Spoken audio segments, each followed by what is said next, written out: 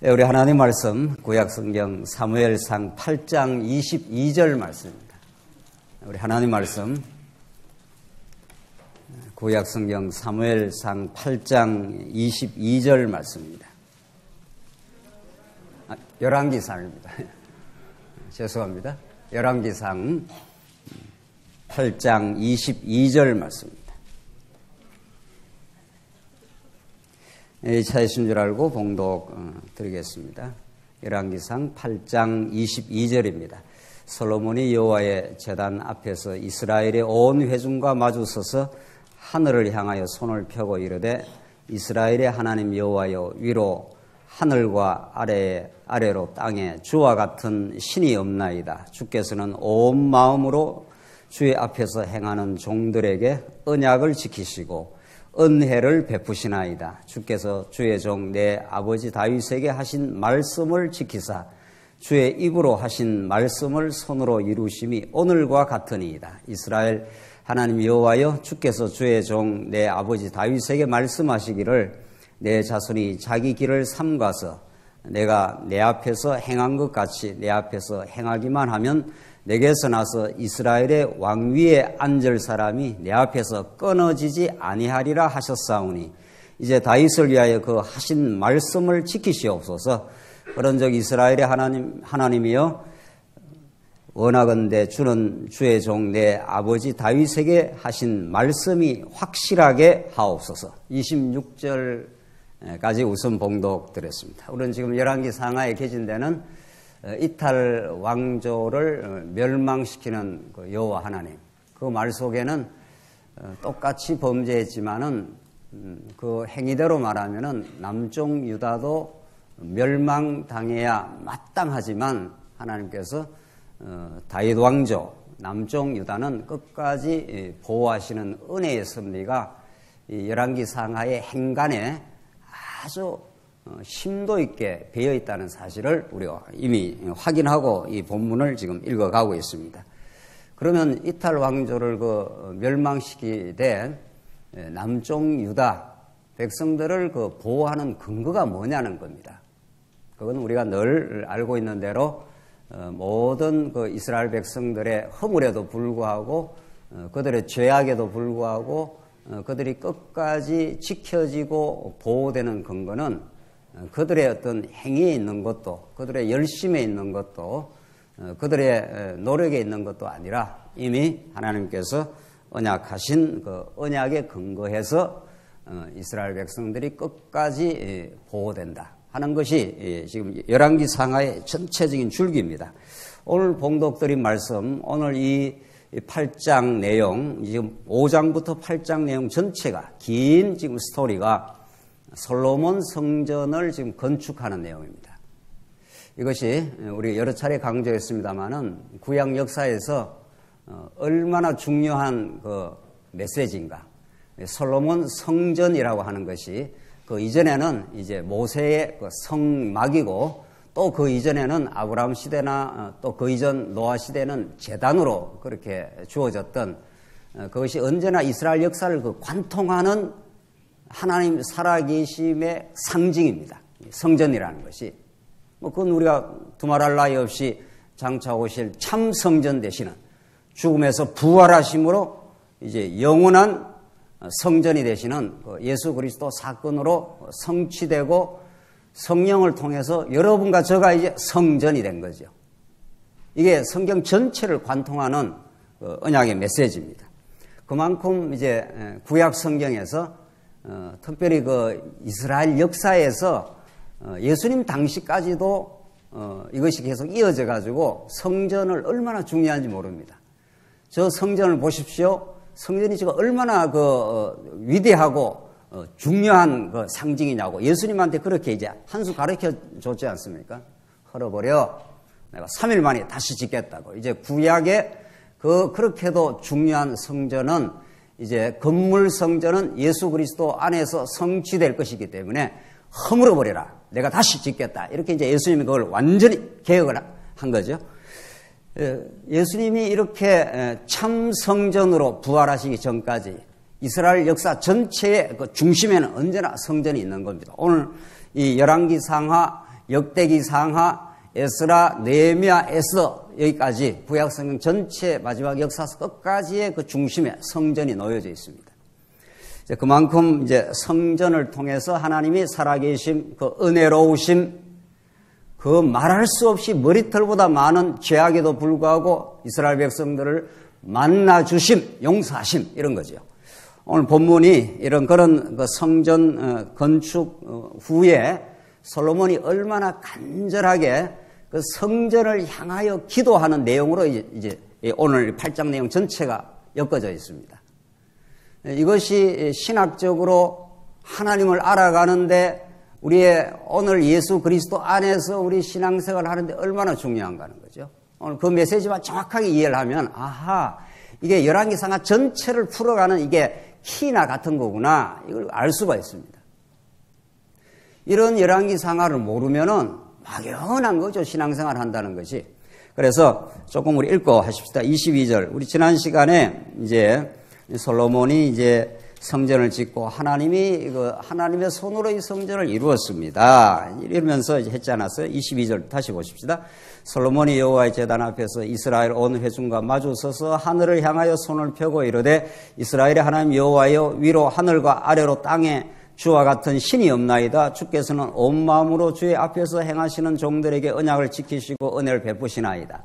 이렇게 언약을 지키신 하나님을 찬송 지금 한 거죠. 그러고 나서 24절 주께서 주의 종 내 아버지 다윗에게 하신 말씀을 지키사 이렇게 나오죠.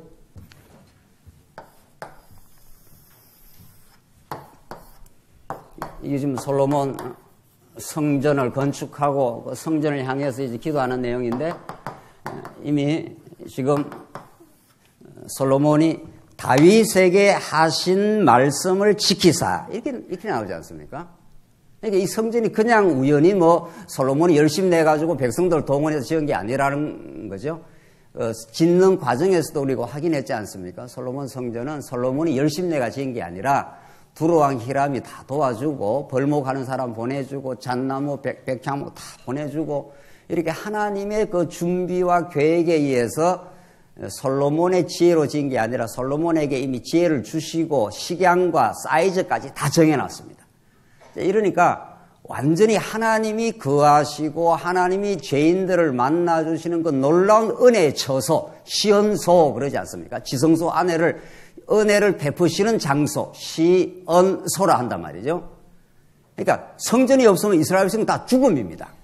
그래서 이스라엘 백성들이 그 죽어야 될 그 자리에 양이 처절하게 죽어나가는 자리. 그러니까 막 엄청난 양들이 우리 지난 시간에도 수많은 그 희생 제물을 이스라엘 백성들이 바쳤다고 그렇게 되어 있지 않습니까? 그러니까 희생 제물이 많이 그 성전을 데리고 와서 막 한없이 죽이는 겁니다. 얼마나 많은지 모르겠다. 이제 오늘 마지막 부분에 나오는데 소나 양이 몇만 마리, 몇십만 마리 이렇게 되어 있습니다. 얼마나 많이 그 희생 제물이 죽어나가는지 모릅니다. 성전은 죽어나가는 도벽의 장소입니다. 그러니까 죽어나가는 것이 곧 뭡니까? 살아나는 자리가 되는 거죠. 이 놀라운 하나님의 이제 은혜의 섭리가 여기 들어있는 거죠. 그래서 이 성전이 이제 그런 곳인데 그 성전이 그냥 지어진 것이 아니라 오늘 본문 말씀대로 주께서 주의 종 내 아버지 다윗에게 하신 말씀을 지키사. 이렇게 해서 다윗 언약이라는 게 이제 나온다는 거죠. 이 말씀 혹은 언약. 다윗에게 뭐라고 그 언약을 해줬습니까? 하나님께서 다윗에게 사무엘하 7장에 내 집을 네 아들에게서 난 네 아들이 그 집을 지었게 돼. 그래서 그 집이 근거가 돼서 그 집, 바이트 하는 게 그 성전, 왕조, 똑같은 말이에요. 그러니까 바이트라는 거는 왕조도 되고 성전도 돼요. 그게 히브리어가. 그러니까 왕조와 성전은 분리할 수 있다, 없다? 분리할 수 없습니다, 이게. 왕조가 유지되는 그 근거가 성전이니까. 이스라엘 백성들이 범죄하고 로보암 이후에 솔로몬 이후에 계속 왕들이 아하스 왕은 범죄가 이루 말할 수가 없습니다.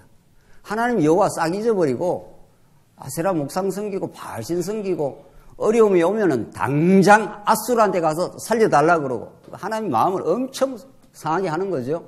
하나님이 우주 만물의 통치자가 되시고 나라를 다 건설해주고 성전까지 짓게 해줬는데 그 성전에서 우상을 섬긴 거죠. 이게 뭐 행위로 말하면 뭐 썰어버려야 마땅한 거죠. 그런데 쓸 수 없는 그 이유가 있는 거죠. 내가 네 아들을 통해서 성전을 건축하면 내 나라가 영원히 망하지 않는다. 이렇게 하나님이 다윗에게 말씀을 하신 거예요. 언약을 하신 거예요. 두 번째, 더 구체적으로 나오죠. 네가 범죄하면은 옛날 사울 때처럼 내 은총을 빼앗지 않는다. 내가 징계는 한다. 그러니까 따끔하게 징계는 하지만은 사울 때처럼 은총은 빼앗지 않는다. 자, 범죄로 말하면 사울이 더 범죄했습니까? 다윗이 더 범죄했습니까? 사울이 범죄가 심각합니까? 다윗의 범죄가 심각합니까? 다윗의 범죄가 따지고 보면 뭐 더 심각한 거죠. 사울도 뭐 범죄를 했지만 뭐 하나님이 인정 안 하고 지멋대로 다 진멸하라 하는 거 진멸 안 하고 자기 착복하고 그랬지 않습니까? 자기 중심적으로 좋은 그 손은 살려놓고 이게 하나님 앞에 범죄한 거죠.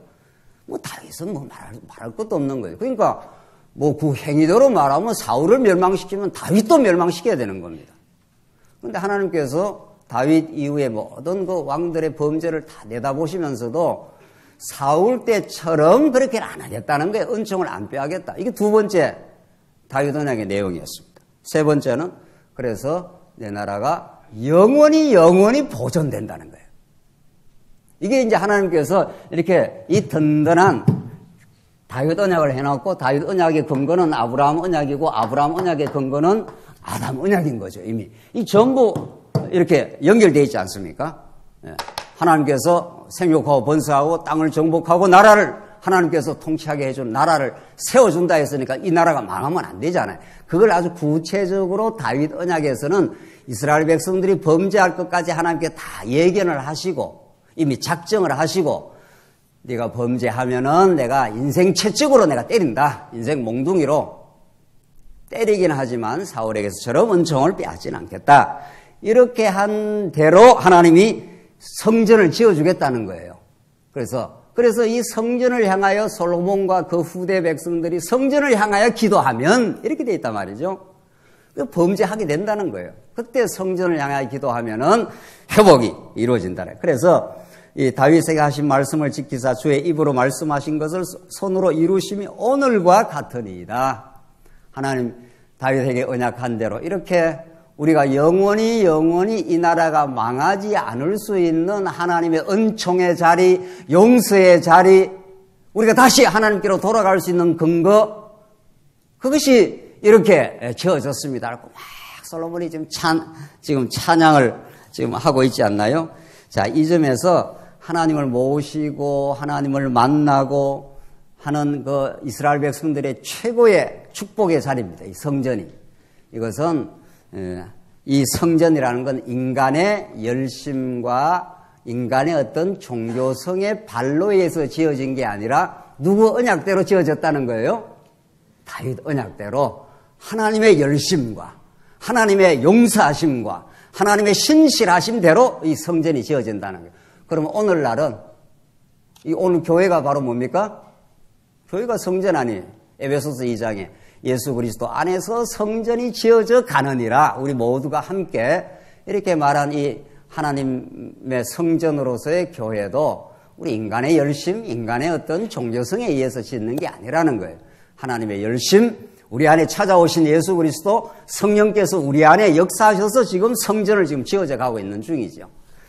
고대 시대 때는 이방 성전이라는 게 그 시대가 그런 시대입니다. 이 다윗 솔로몬 이 시대가 이방 나라도 엄청난 큰 성전 짓지 않습니까? 여러분들 저기 그 애굽에 가면은 뭐 피라미드도 있고 엄청난 성전들이 많습니다. 그 그건 성전이라 하지 말고 신전들이 많잖아요. 그런 것들은 전부 왜 그 신전을 짓습니까? 인간들의 욕망, 인간들의 자기 탐욕, 그것을 충족시키기 위해서 신을 이용해 먹는 거죠. 신이라는 건 하나 더 만들어 놓고 그 신에게 자기 욕망을 구하는 거죠. 내가 이렇게 잘 살고 싶으니 신이 나를 도와달라. 지금 그 말이에요. 그게 이제 신전이에요. 그런 신전 사상이 그대로 카톨릭에 이어져서 그 호화찬란한 베드로 성전이 그렇게 성당이 지어진 겁니다. 우리 예배당이 이 정도는 뭐 베드로 성당만 옆에 가면 화장실만도 못하지 않겠어요? 그 500년 전에 그 호화찬란한 그 성당을 말이죠. 그래서 인간의 욕망이라는 게 그런 겁니다. 그 성당을 지어놓고 신을 끌어당기는 거죠. 내 필요에 따라서 신이 나를 도와달라는 거죠. 그러니까 얼마나 성경이 말하는 성전은 하나님의 다윗 언약대로 지어지고 하나님의 계획대로 지어지고 그 허망하고 어리석은 이스라엘 백성들을 용서하시고 만나주시는 하나님의 은혜의 자리라는 거예요. 하나님의 계획대로 성전이 지어진다는 거예요. 그래서 예수가 참 성전으로 우리가 언제 오라고 했습니까? 우리가 언제 뭐 예수 오셔서 어떻게 해달라고 하지 않잖아요. 당신의 언약대로 성취하셔서 2000년 전에 십자가에 그 십자가에서 허물어지시고 우리의 모든 허망한 죄악을 걸머지시고 완전히 십자가에서 무너지심으로 죽어주심으로 생명이 되어주신 그 사건을 성전 사건이라고 그런다는 거예요.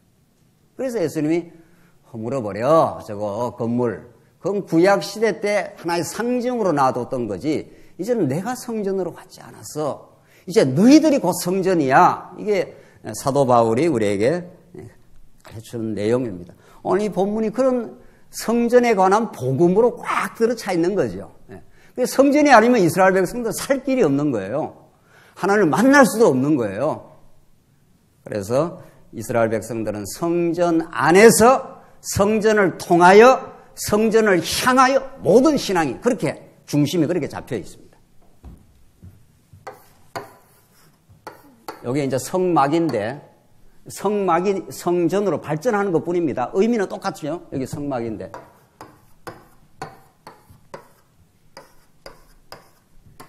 이스라엘 백성들이 이렇게 광야길을 진행하다가 유진하면 딱 성막을 이렇게 치면은 이스라엘 백성은 이 성막 주위로 딱 12지파가 정확하게 질서정연하게 딱 자리를 잡습니다. 그 말이 무슨 말입니까? 이스라엘 백성들의 신앙의 센터가 어디라는 겁니까? 성막 혹은 성전이 되는 거죠. 그래서 예수가 되는 거죠. 우리에게는. 그렇게 오늘 이 본문이 읽혀지는 거죠. 그래서 25절 이스라엘 하나님 여호와여 주께서 주의 종 내 아버지 다윗에게 말씀하시기를 내 자손이 자기 길을 삼가서 내가 내 앞에서 행한 것 같이 내 앞에서 행하기만 하면 내게서 나서 이스라엘의 왕위에 앉을 사람이 내 앞에서 뭐라고 그랬습니까? 끊어지지 아니하리라 하셨사오니. 그 앞에서 말한 다윗 언약을 다시 재반복을 하는 거죠. 하나님이 끊지 않는다고 했지 않습니까? 우리는 범죄하고 허물진 백성입니다. 또 범죄하게 될 겁니다. 솔로몬이 또 압니다. 이 백성들이 나중에 범죄하거든 하면서 그렇게 하지 않습니까? 이제 다윗을 위하여 그 하신 말씀을 지키시옵소서. 하나님께서 다윗에게 이렇게 약속을 했는데 범죄한다고 아주 망해버리면 멸망시켜버리면 다윗 언약이 어떻게 됩니까? 무효화되는 거 아니에요. 하나님이 범죄하면 사랑의 징계는 하지만은 사울에게서 저런 은총을 거두지 않겠다고 이렇게 약속을 한 게 있으니 하나님 다윗을 위하여 그렇게 하시면 안 됩니다. 라고 이렇게 기도를 지금 하고 있는 겁니다. 자, 그러면 우리가 기도를 한번 생각해 봅시다. 기도 하나마나 어떤 일이 이루어집니까? 안 이루어집니까?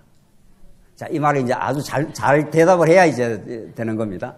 기도를 하나마나 언약하면 어떻게 되는 겁니까? 그건 틀린 거죠. 하나님이 언약하면 반드시 이루시길 하지요. 그런데 언약하면 이루는 과정에서 기도라는 과정을 거치게 합니까? 안 합니까? 반드시 거치게 합니다. 그러니까 언약하면은 기도를 해도 안 해도 이루어진다. 이렇게 표현하는 것은 오해의 소지가 있는 거지요. 그럼 뭐 기도 안 해도 되겠네. 언약하면 무조건 이루어져. 이렇게. 그게 아니고 언약하면 반드시 이루어집니다. 그런데 언약을 하나님께서 이루시는 과정에 무슨 과정을 필연적으로 통과를 시키느냐는 거예요. 기도의 과정을. 그렇게 되는 거죠. 그래야 우리가 이게 정확하게 균형 잡히게 이 언약 성취를 이해하는 겁니다. 뭐 기도 하나마나 뭐 이루어지지. 그러니까 그렇게 되면 우리 신앙이 하나님과의 관련성이 자꾸 이렇게 탈락이 돼요. 하나만 하면 무조건 되겠지, 뭐. 그래서 그게 예정론이 아니라 자칫하면 이제 숙명론 비슷하게 되는 거예요. 하나님께서 오늘 왜 이렇게 솔로몬이 간절하게 기도를 합니까? 하나님, 우리가 범죄하게 될 때, 우리가 성전을 향하여 기도하게 되면 이 기도를 들어주시옵소서. 이 기도가 지금 8장 내내 있습니다. 내내. 그러니까 우리가 정말 이 언약 성취를 잘 이해를 해야 할 이유가 있는 거죠. 언약대로 되는 겁니다. 언약대로 어떤 도전도 이 언약 성취를 막을 수도 없습니다. 그 언약을 하신 하나님은 반드시 우리를 죄악 가운데, 무능한 가운데 두셔서 우리 힘으로는 절대로 이루지 못한다를 깨닫게 하셔서 하나님의 언약을 붙들고 간절히 기도하게 하셔서 이루셔요. 이게 예수님이 가르치신 주기도예요. 그러니까 만약에 기도라는 과정을 통과하지 않으면 하나님의 예수님이 우리를 주기도를 가르치실 필요도 없고 오늘 솔로몬 기도를 이야기할 필요가 없는 거죠. 그러니까 그렇게 그냥 이 뼈대만 생각을 이렇게 하면은 굉장히 우리 신앙이 황폐하게 되기 시작합니다. 기도 하나마나 이루어져. 이렇게 만약 그렇게 우리가 이해를 해버린다면. 그러나 오늘 본문 말씀은 하나님 다윗에게 하신 말씀을 꼭 지켜주시옵소서. 솔로몬이 이 기도를 안 하면은 안 이루어지는 겁니까? 우리가 논리적으로 생각하면은 안 해도 이루어지겠지요. 언약했으니까 하나님이. 그러나 하나님은 반드시 솔로몬을 하고 이런 언약을 붙들게 하는 기도하는 마음을 주시고 기도하게 하시고 하나님 우리가 범죄하게 될 때 이 백성들이 반드시 하나님 앞에서 허우적거리며 범죄하며 어리석게 살아갈 때가 있을 겁니다. 이때 꼭 언약을 기억해 주시고 이 기도를 들어주시옵소서. 이렇게 해서 하나님께서 언약을 이루는 과정에 우리의 허무함, 우리의 죄악성, 우리의 불가능함, 우리의 능력 없음, 우리의 연약성 이걸 하나님께서 반드시 통과하게 합니다. 그게 이스라엘 후대 역사입니다. 르호보암 등등등등 아하스 히스기야 등등등등등등등 해서 이스라엘 백성들이 계속 범죄의 수렁으로 들어가지 않습니까? 그래서 너희들의 능력으로는 절대로 이 나라를 너희들의 행위로는 이 나라가 온전히 보존될 수가 없어. 내가 한번 무너뜨렸다가 내가 다시 세우마. 이게 70년 포로 생활입니다. 다니엘이 얼마나 간절하게 기도를 했는지 모릅니다. 하나님, 우리가 이렇게 하나님의 뜻대로 언약대로 범죄하여 이 70년 포로 생활, 이 처절한 포로 생활을 하고 있습니다. 그게 다 죄악 가운데 몸부림치는 세월들이고 그래서 하나님을 단절히 의지할 수밖에 없는 언약을 붙들 수밖에 없는 그러니까 언약하시고 기도하는 과정을 통과하여 그 뜻을 깨닫는 사람에게는 그 기도 과정이 우리에게는 얼마나 신앙의 성장 과정이 되는지 모릅니다. 그러니까 우리 힘으로는 안 되니 죄악 가운데 몸부림칠 수밖에 없사오니 하나님이 약속했지 않습니까? 우리가 의지할 것은 내 행위를 의지할 게 없고 하나님의 신실하심, 언약의 신실하신 하나님 당신을 의지할 수밖에 없습니다. 이렇게 하나님께서 그 기도의 간절한 과정을 거치게 하기 때문에 그걸 거치게 하고 이루어줄 때 맞습니다. 이렇게 되는 거죠. 하나님이 이루어냈습니다. 하나님이 우리의 기도를 들어주셨습니다. 약속대로 이루어내시는 신실하신 분입니다. 그런 우리의 충만한 깨달음이 생기는 거죠. 그런 기도의 과정을 우리가 이 본문 말씀을 통해서 이렇게 깨달아가지 않으면은 그냥 신앙이 자꾸 형식화되는 거죠. 기도 하나만 이루어지는 거야. 이렇게 이제 자꾸 스치고 지나가는 말씀이 되는 거죠. 오늘 본문 말씀은 그렇지 않습니다. 27절을 보십시다.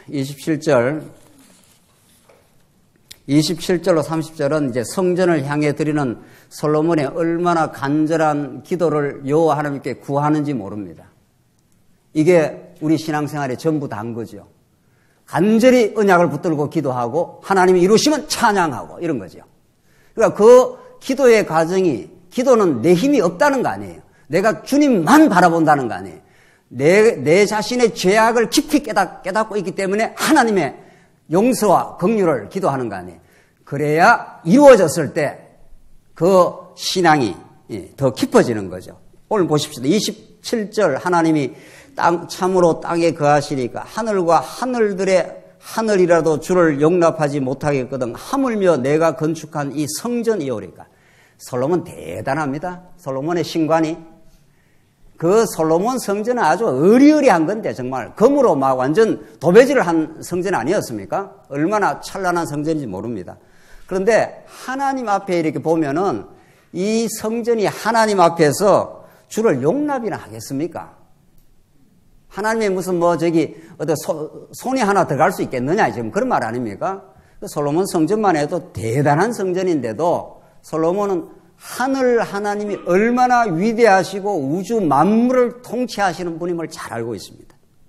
28절 그러나 내 하나님 여호와여 주의 종의 기도와 간구를 돌아보시며 이 종이 오늘 주 앞에서 부르짖음과 비는 기도를 들으시옵소서.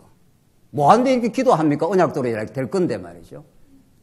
솔로몬은 자신의 연약성을 너무도 잘 알고 있고 성전을 향하여 이스라엘 백성이 범죄했을 때 성전으로 오지 않으면 안 된다는 것도 알고 있고 우리 신약시대로 말하면 우리가 범죄하고 흔들릴 때 예수 아니면 살 수 없다는 걸 우리가 너무도 알고 있는 사람은 간절히 그분 앞에 기도할 수밖에 없는 거죠.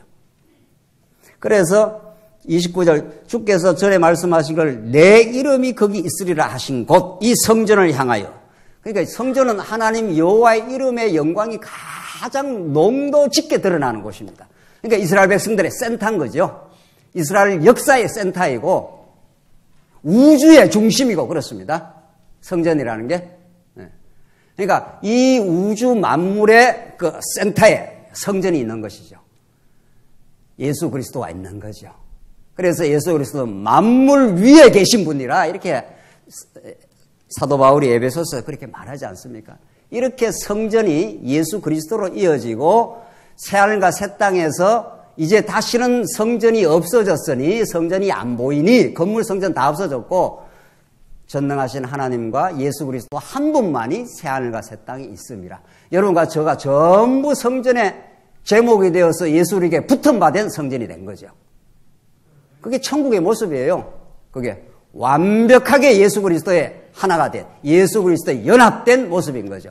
그의 뜻이 내 뜻이 되고 내 뜻이 그분의 뜻이 되는 그런 완전한 연합이 그때 새하늘과 새 땅에서 이루어지는 거죠. 그래서 지금 그 성전을 향하여 기도를 들어달라. 30절 주의 종과 주의 백성 이스라엘이 이곳을 향하여 기도할 때에 주는 그 간구함을 들으시고 주께서 계신 곳 하늘에서 들으시사 사하여 주옵소서. 그래서 하나님은 기도라는 장치를 통해서 하나님의 언약적 신실함과 용서를 이스라엘 백성들과 계속 이렇게 나누고 싶은 겁니다. 아버지는 자식이 구하든 안 구하든 망나니가 됐든 효자가 됐든 자기가 이루어놓은 기업을 자식한테 줄 겁니다. 그렇죠?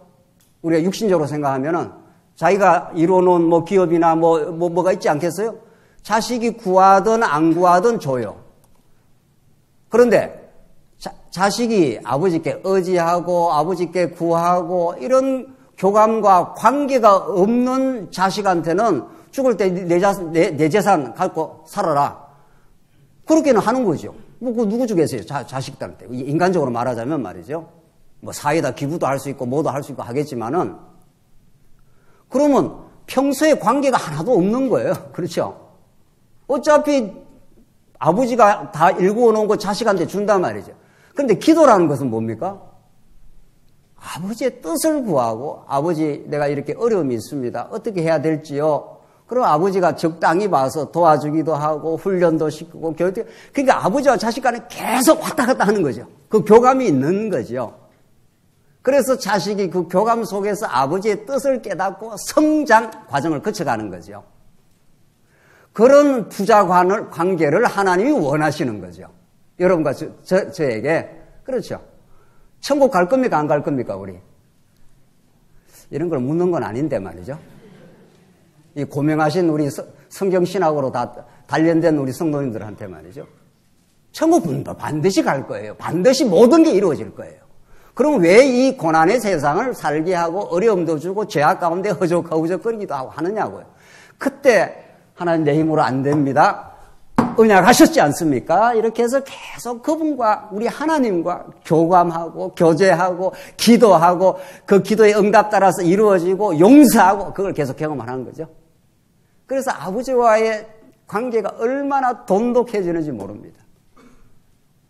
아버지와의 관계가 돈독해진 자녀는 두려움이 없는 거죠.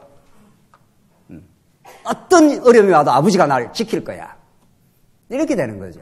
그래서 이 언약에 근거한 기도 과정이라는 게 그런 겁니다.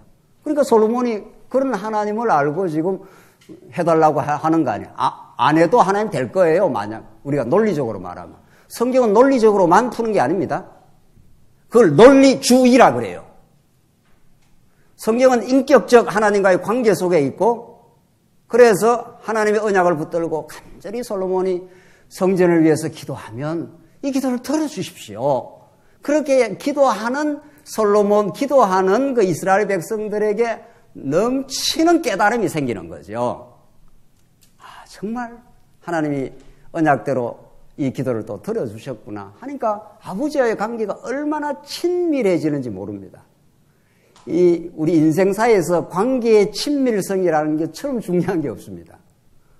같이 살아도 친밀하지 않으면, 우리 성도라도 친밀하지 않으면 같이 있는 게 아니에요, 사실은. 마음을 친밀하게 나누는 관계가 아니면은 같이 있는 게 아니에요, 사실은.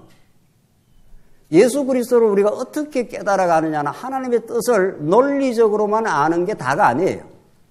논리적으로도 아는 것도 필요하지만 성경이 워낙 논리적 통일성이 있으니까 하나님과의 관계 속에서 하나님을 의지하고 배워가고 그분을 찾고 말이죠. 간절히 우리 어려움이 있을 때. 그럴 때 우리의 신앙이 하나님과 아주 친밀해지는 겁니다. 아빠, 아버지라 그렇게 하나님께 부를 수 있다는 거 아니에요. 그래서 31절부터 45절까지는 이제 이스라엘 백성들이 후대에 이러이러한 범죄가 이루어지면, 이러이러한 어려움이 생길 때 하나님 꼭 이 기도를 들어주십시오라고 몇 가지 사례를 들어서 지금 솔로몬이 간절하게 기도를 합니다. 하나님이 이런 솔로몬에게 그런 기도할 마음을 주시고 후대 역사에서 이스라엘 백성이 범죄하고 연약하고 흔들릴 때 이 꼭 기도를 들어달라 이렇게 하는 거죠. 31절 만일, 이 만일은 언제나 우리가 성경에서 이거 번역상 우리 문제로 보지 않습니까? 뭐뭐 할 때 이렇게 우리가 하는 거죠.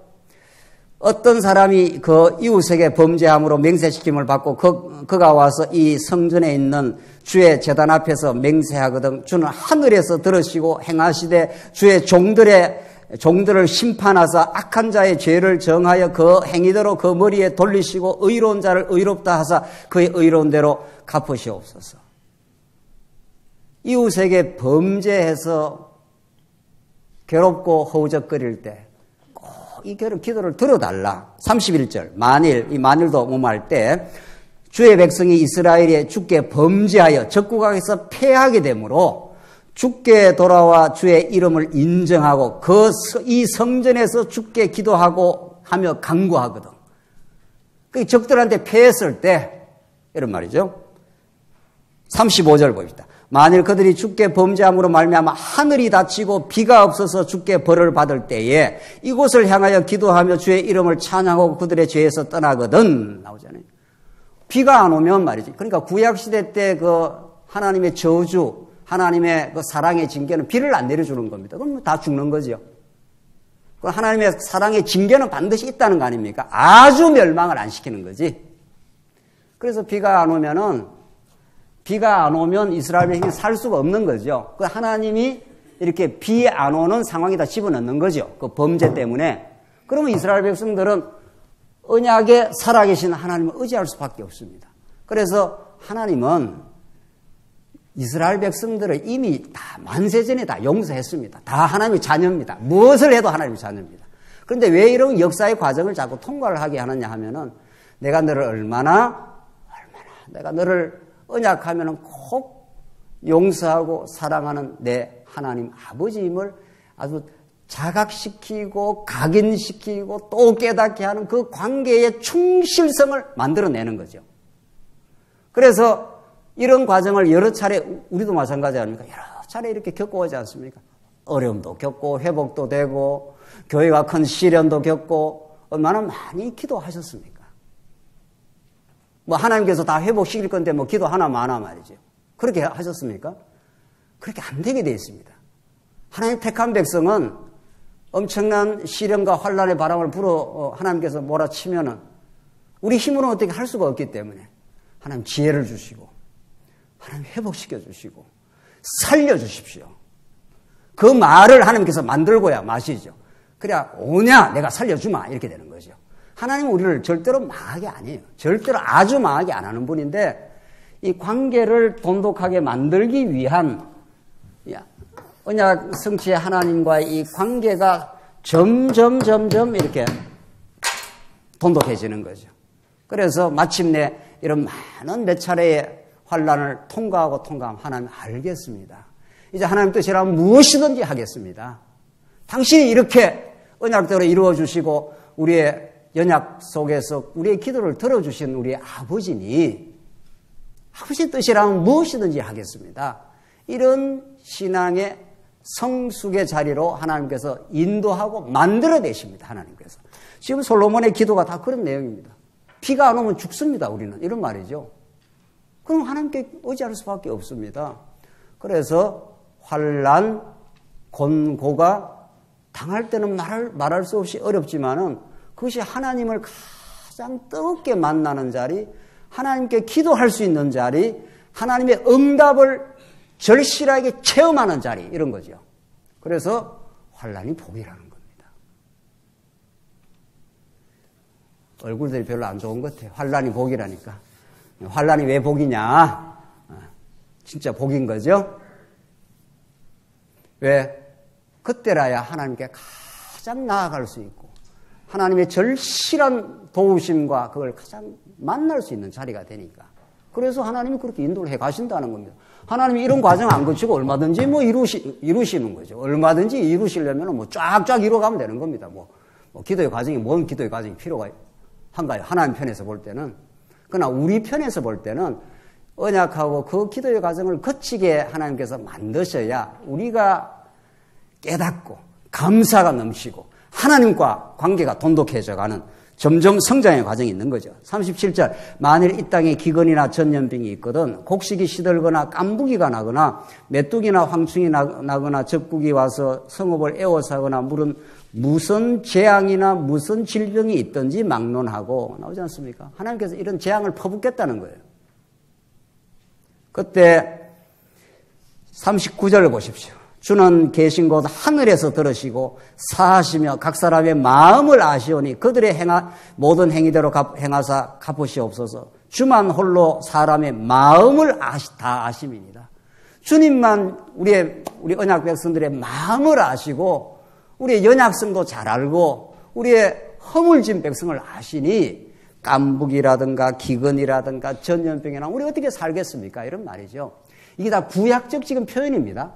이게 지금 구약적인 표현이에요. 우리 신약으로 말하면 사단에 의해서 밀 까부르듯이 우리가 사단의 종로로 타고 마음 괴로워하고 미워하고 우리가 몸부림치는 세월이 있거들랑 그때 하나님께 우리 기도하겠습니다. 이런 말이죠. 구약에는 비가 안 온다, 깐부기가 온다, 전염병이 온다 이런 말이고 신약시대 때는 사단의 유혹에 의해서 마음에 괴롭다든가 여러 가지 힘든 일이 생긴다든가 이런 일이 있을 때 하나님 언약을 붙들고 우리가 꼭 기도를 하겠습니다. 그런 말이죠. 41절 또 주의 백성 이스라엘에게 속하지 아니한 자 곧 주의 이름을 위하여 먼 지방에서 온 이방인이라도 자 이방인 구원까지도 이미 다 예언해놨네요. 이방인이라도 기도하면은 들어달라.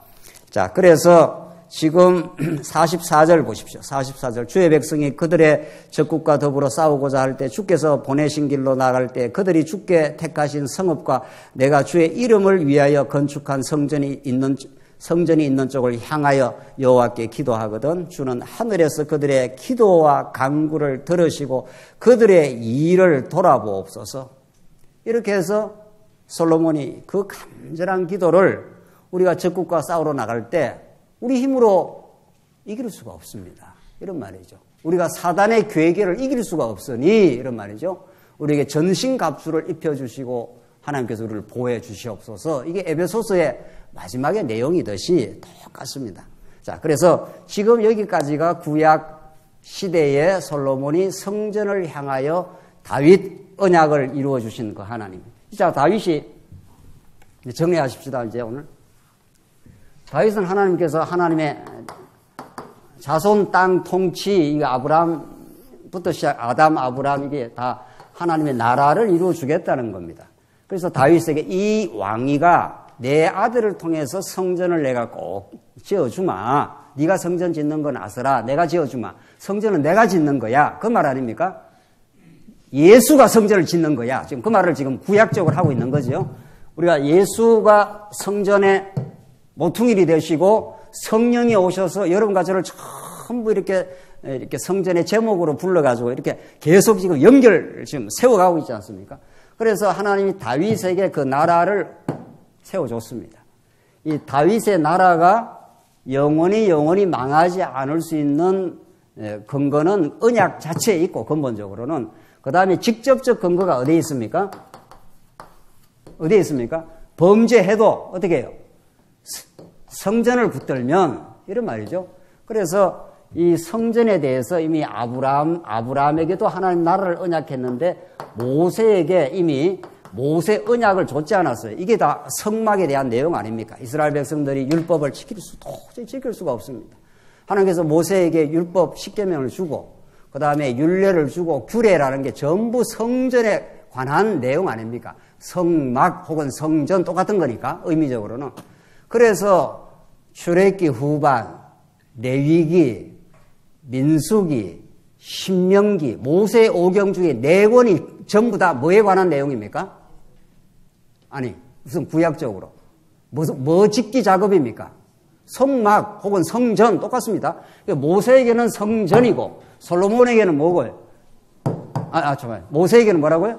성막이고 모세 이전에는 제단, 이 노아나 아브라함 시대는 제단을 쌓았다 그랬지 않았어요? 누군가 하나 죽어야 돼요.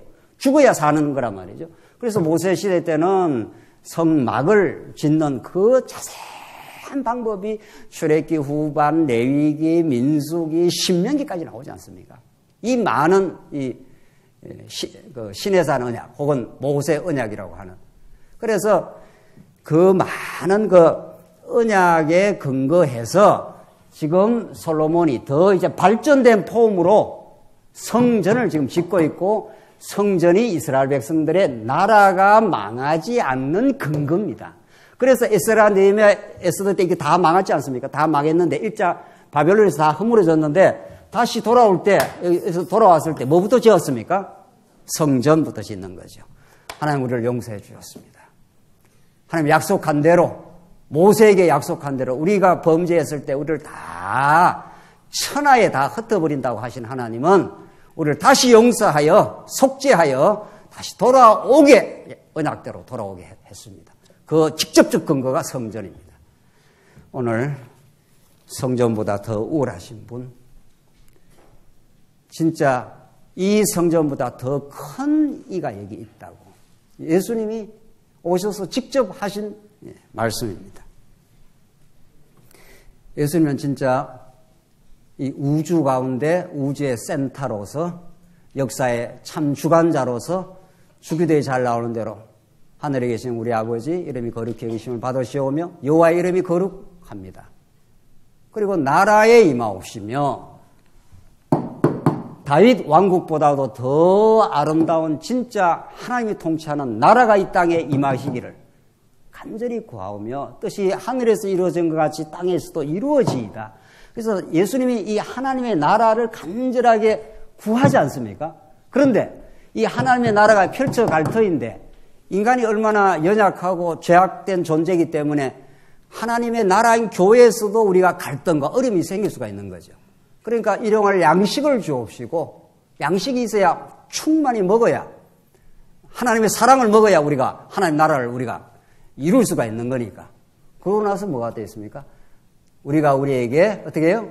죄 지은 자를 사하여 준 것 같이 우리의 죄를 어떻게 해요? 사하여 주옵시고. 이게 얼마나 성전 기도입니까, 이게? 우리의 연약성을 솔로몬이 지금 성전을 향하여 우리가 기도하면 하나님 언약하신 대로 우리를 지켜주시옵소서 라고 솔로몬이 지금 성전을 통해서 혹은 성전을 향하여 기도했지 않습니까? 예수님이 가르쳐준 기도도 하나님 나라가 이 땅에 임하길 바랍니다. 이 교회가 이루어지길 바랍니다. 그런데 이 교회 안에 뭐가 필요하다는 거예요? 성전으로서의 교회도 필요하다는 거예요. 그래서 우리의 죄를 사하여 주옵시고 그 다음에 어떻게 돼요? 우리에게 죄 지은 자를 사하여 주옵시고, 우리의 죄를 사하여 주옵시고, 그 다음에 시험에 들게 하지 마옵시고. 하나님께서 우리를 시험 가운데 둬버리면은 우리는 하나님 나라를 누릴 수가 없습니다. 다만 어떻게 해요? 악에서 구하시옵소서. 이게 기도의 내용입니다. 그러니까 예수님의 기도도 하나님 나라와 뭐로 이어져 있습니까? 성전을 향한 기도인 거죠. 성전은 누가 가는 것이라고요? 성전은 누가 가는 곳이라고요? 말할 수 없는 죄인이. 그래서 마지막 63절만 읽고 올 끝내죠. 솔로몬이 화목제의 희생 제물을 드렸으니 곧 여호와께 드린 소가 22,000마리요 양이 12만 마리라. 이와 같이 왕과 모든 이스라엘 자손이 여호와의 성전에 봉헌식을 행하였는데, 얼마나 희생 제물이 많은지. 소가 22,000마리요. 소가 22,000마리 깔려 있으면 이 모란 장터 다 뒤엎 엎었겠죠? 양이 12만 마리래요. 양이 12만이 이게 셀 수도 없는 거죠. 그 엄청난 소와 양이 막 성전 향해서 지금 몰고 들어오는 거죠. 죄 많은 곳에 어떻게 해요? 은혜가 더욱 넘쳤나니. 그래서 성전은 하나님의 은혜로 가득가득 차 있습니다. 예수 그리스도 안에서 여러분과 저의 허물과 못남과 어리석음을 온전히 사하시고 죄 없다 해주시고 우리의 입에서 찬송을 만드신 여호와 하나님, 지금 살아계셔서 하나님 이 땅 위에 하나님 나라가 임하기를 원합니다. 우리가 우리에게 죄 지은 자를 용서한 것처럼 우리의 죄를 사하여 주옵시고, 하나님 우리가 얼마나 연약한지 모릅니다. 시험에 들게 하지 마옵시고 다만 악에서 구하시옵소서. 이게 여러분과 저의 간절한 기도고 이 기도를 하나님 들으실 겁니다. 기도하십시다. 자비하신 하나님 아버지, 은혜를 감사합니다. 오늘 솔로몬 성전 건축에 담겨있는 이 놀라운 복음의 메시지를 확인했습니다. 성전이 아니면 이스라엘 백성이 살 수 없던 것처럼 참 성전으로 오신 그리스도의 십자가와 부활이 아니면 우리는 살 수가 없습니다. 주께서 이 복음에 사로잡힌 바 되어 우리가 기도하며 하나님의 언약에 신실하심을 바라며 하나님 살아계심을 노래하는 우리 모두가 되게 하시옵소서. 예수님 이름으로 기도하옵나이다. 아멘.